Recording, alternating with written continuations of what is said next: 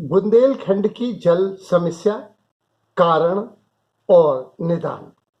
बुंदेलखंड में जल का अभाव हो गया है और वर्षा के दिन कम हो गए हैं और मात्रा भी कम हो गई है। ये एक भयावह संकेत है।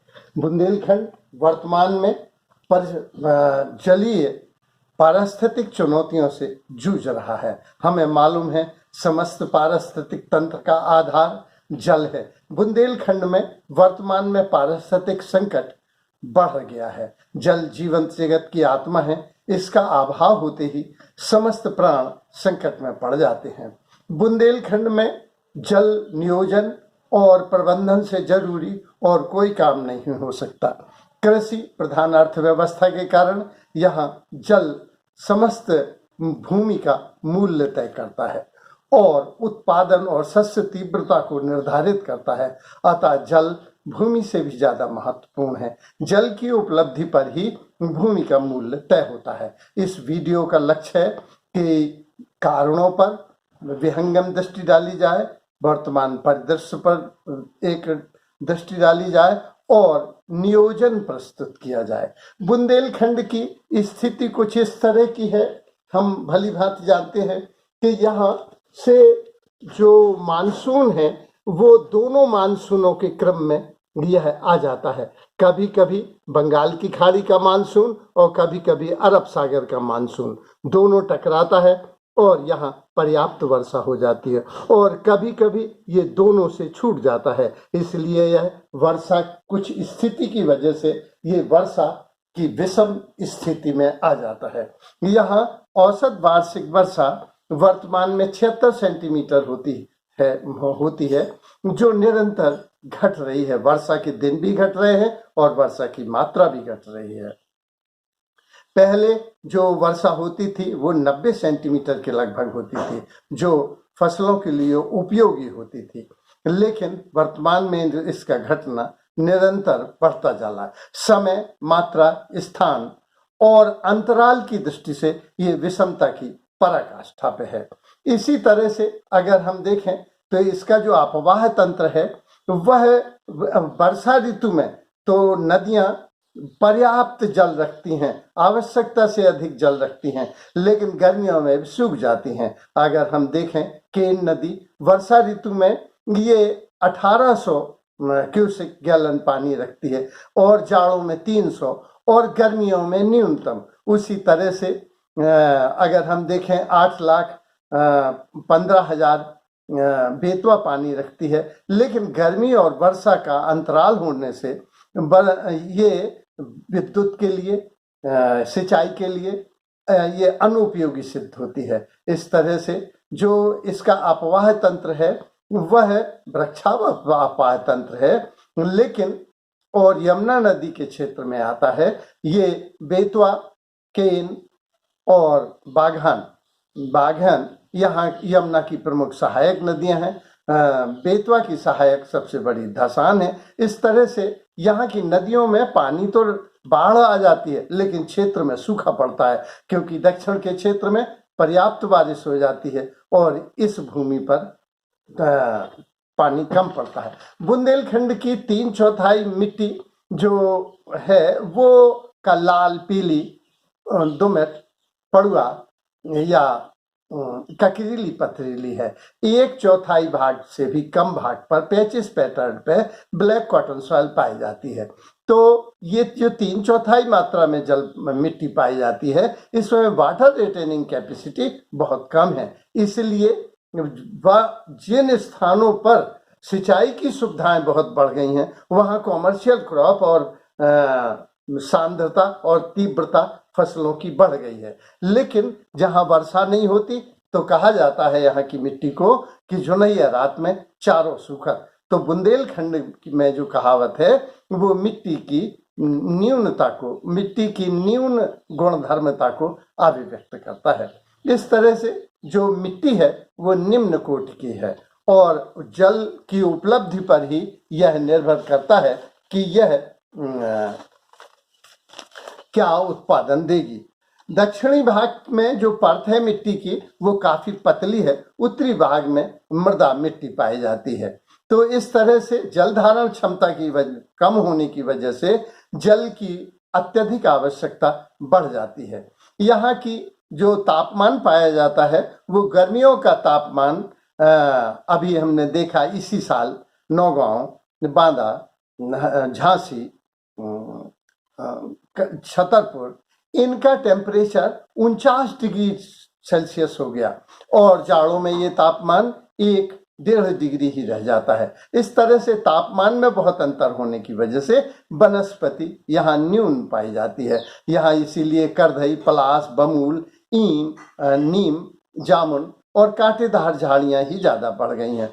कुल भूमि के 7.2% भाग पर जंगल हैं, लेकिन ये जंगल ढाक, सेमल, सलई, शीशम, सागौन, आम, नीम, जामुन, बमूल, खैर, करौंदा, करेला, करोल, बेर, तेंदुपत्ता आदि और घासें होती हैं। लेकिन वन आज जो बचे हैं वो 7.2% भाग पर हैं और ये वन एक तो प्राकृतिक विषमता की वजह से, तापमान और वर्षा की न्यूनता की वजह से घट रहे हैं। दूसरा, अनैतिक शोषण की वजह से। अभी रमन्ना फॉरेस्ट या ओरछा फॉरेस्ट हम देखें तो ये केवल सड़कों के किनारे दिखाई दे रहा है, बाकी जंगल खोखला हो गया है। और इस तरह से जो घास भी पाई जाती है वनस्पति में, ये भी सूख जाती है और जब घास सूख जाती है तो मिट्टी का टेम्परेचर भी बढ़ जाता है, इसलिए मृदा जीवों को भी इससे क्षति होती है। यहाँ जीव संपदा भी केन कथा नस्ल के गाय बैल पाए जाते हैं। आज बढ़ गया है यंत्रीकरण, परिणाम स्वरूप बैल तो अनुपयोगी हो गए हैं और जो गाय हैं वो भी कम मात्रा में दूध देती हैं, इसलिए क्योंकि पशुचारण की पर्याप्त चारागाह अभाव है और जलवायु की विषमता ने चारे तक को सुखा दिया है। यहाँ की अधिकांश जनसंख्या की जो आर्थिकी है वो कृषि से जुड़ी हुई है। जो व्यापार और उद्योग भी जुड़े हैं वे भी कृषि के हैं। यहाँ 90% लोग ग्रामीण क्षेत्र के खेती ही कर रहे हैं और शहरी क्षेत्र के लगभग 85% लोग शहरी क्षेत्र में भी ग्रामीण अर्थव्यवस्था के ऊपर ही आधारित हैं। यहाँ 46% भूमि पर खेती हो रही है क्योंकि पहाड़ियाँ ज़्यादा हैं, वनस्पतिहीन पहाड़ियाँ हैं। तो लेकिन उनके 92% भाग पर खाद्यान्नों का ही उत्पादन हो रहा है और सिंचाई मात्र 14.3% भाग पर ही उपलब्ध है। तो सिंचाई बहुत है, जबकि सिंचाई की आवश्यकता अत्यधिक है और सिंचाई कम हो रही है। इसलिए जो कहा जाता है कि खेती मानसून का जुआ है, ये बुंदेलखंड पर पूरी तरह से आधारित होती है। नहर सिंचित भूमि कुल सिंचित भूमि का 66% है, जो झांसी, टीकमगढ़, छतरपुर जिलों में होता है और तालाबों से भी सिंचाई यहाँ की जा रही है। नए बांध भी बनाए गए हैं। यहाँ कृषि को विकसित करने के लिए स्टॉप डैम और बैरियर दक्षिण के आधार पर बनाए गए थे, लेकिन वर्षा की न्यूनता की वजह से वे भी फेल हो चुके हैं। संक्षेप में लिख सकते हैं कि जल की उपलब्धता कृषि की बहुत बड़ी नियंता है। चाहे भूमि का मूल्य हो या उत्पादकता हो या शस्य तीव्रता हो या शस्य विविधता हो या कुल उत्पादन हो, सभी जल की उपलब्धि पर ही निर्भर करता है। इसीलिए जल प्रबंधन की जरूरी था और ऐतिहासिक दृष्टि से सबसे पहले चंदेल राजाओं ने इसकी व्यवस्था की और उन्होंने बड़े बड़े तालाब बनवाए। इनने खजुराहो का शिव सागर या महोबा का कीर्त सागर, मदन सागर, टीकमगढ़ का मदन सागर, महोबा जिले में बेलाताल और निवाड़ी में चंदेलकालीन तालाब की संख्या बहुत अधिक है। इसके साथ ही बुंदेल राजाओं ने भी वीर सिंह प्रथम ने यहाँ 52 तालाब बनवाए थे और जिसमें नदनवारा ताल, बीर ताल, जिसमें महेंद्र सागर, जुगल सागर, ये चरखारी में बने हुए हैं, बलदेवगढ़ में बने हुए हैं, कुलपहाड़ में बना हुआ है। इस तरह से बुंदेल राजाओं ने भी तालाबों का निर्माण कराया और तालाब बड़ी संख्या में थे, लेकिन आज जो कुल तालाब थे उनमें 1/3 तालाब ही जिंदा हैं। शेष या तो वे अतिक्रमण के शिकार हो गए हैं, या वे निस्तारी काम में आने लगे हैं, या उनमें सिल्ट जमा हो गया है, या अतिक्रमण से वे ग्रसित हो गए हैं। अगर हम देखें, कहीं वे उचित रख रखाव के न होने से वे फूट भी गए हैं। स्वतंत्रोत्तर सर्वप्रथम स्टाफ डैम बनाए गए, बैरियर बनाए गए, शासन द्वारा कुएं खुदवाए पर ऋण दिया गया, बंधी डलवाने के लिए, और कुओं की संख्या में वृद्धि हुई। इसीलिए टीकमगढ़ जिले को नहरों का या कुओं का जिला कहा जाता है।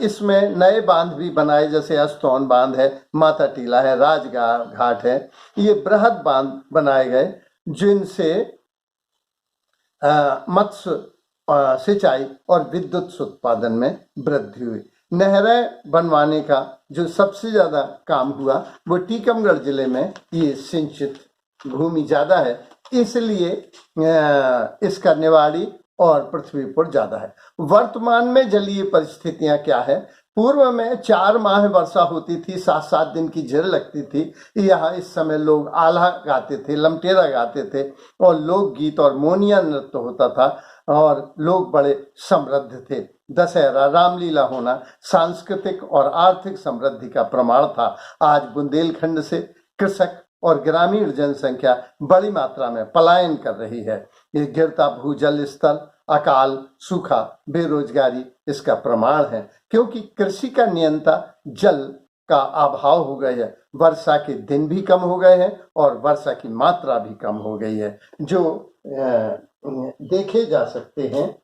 इसमें यदि हम देखें तो ये पाते हैं कि निरंतर यहाँ वर्षा कम होती चली जा रही है। ये अगर हम देखें तो वर्षा निरंतर कम हो रही और उसके दिन भी कम हो रहे। उसका दुष्परिणाम ये हुआ कि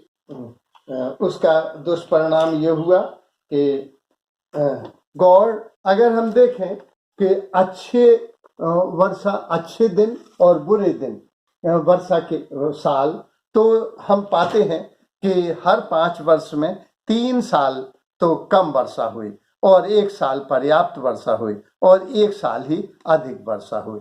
तो वर्षा निरंतर कम हो रही है। इसकी वजह से हमें इसका नियोजन करना होगा। इसके कारण भी हैं, वनों की अनियंत्रित कटाई हो रही है, जल संसाधनों पर अतिक्रमण हो रहा है, जल संसाधन प्रदूषण के शिकार हो रहे हैं, तालाबों पर अतिक्रमण हो रहा है, सिल्ट का जमाव हो रहा है, और नव निर्माण की उपेक्षा हो रही है। हाँ, आज हम मंदिर बनवा रहे हैं, नहरें और तालाब बनवाने की जगह मंदिर बन रहे हैं, मस्जिद बन रही हैं। सांस्कृतिक विकास हो रहा है।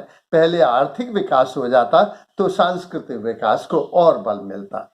परिणाम यह होता है कि बहुत से गांव डे 0 स्टेज पे आ गए हैं। अगर आप देखें तो निवाड़ी, टीकमगढ़, पृथ्वीपुर, ये वो हैं उत्तर प्रदेश का झांसी, जहां डे 0 गर्मियों में पेयजल का अभाव हो जाता है। डार्क जोन में झांसी, ललितपुर जिले पाए जाते हैं, और ब्लैक जोन में अगर ध्यान न दिया गया तो हम निरंतर इस संकट में फंस जाएंगे।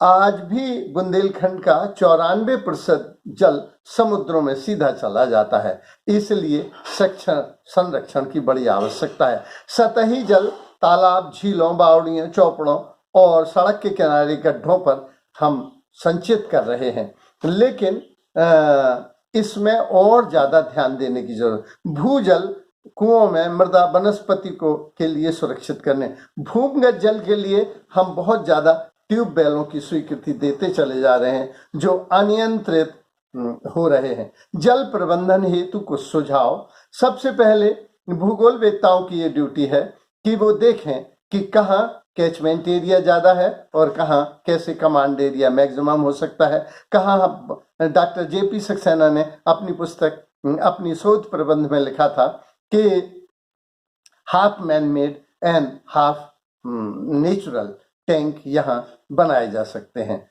तो ये फिर भूगर्भवेत्ताओं की ये ड्यूटी है कि वे देखें कि कहाँ फ्रैक्चर जोन है, क्योंकि समुद्र के नीचे भी नदियां होती हैं। समुद्र के इसके जल भू सतह के नीचे भी नदियां हैं, जल भराव है। अगर हमने स्वयं सर्वेक्षण में पाया कि पृथ्वीपुर, जेरोन, मजल आदि में बहुत पास पास हुए हैं और जल स्तर गिरता नहीं, तो नीचे शायद कोई कठोर चट्टान है और वो उसको संचित किए हुए है, ऊपर से मिट्टी भर गई है, इसलिए जल तल जल्दी गिरता नहीं है। तो ऐसे स्थानों की खोज हमें जियोलॉजिस्ट से पूछना चाहिए। हम जानते हैं कि रिज कैनाल के द्वारा सिंचाई और ज्यादा होती है, तो हमें ऐसी नहरें बनाना चाहिए और नलकूपों पर प्रतिबंध लगाना चाहिए। धन्यवाद।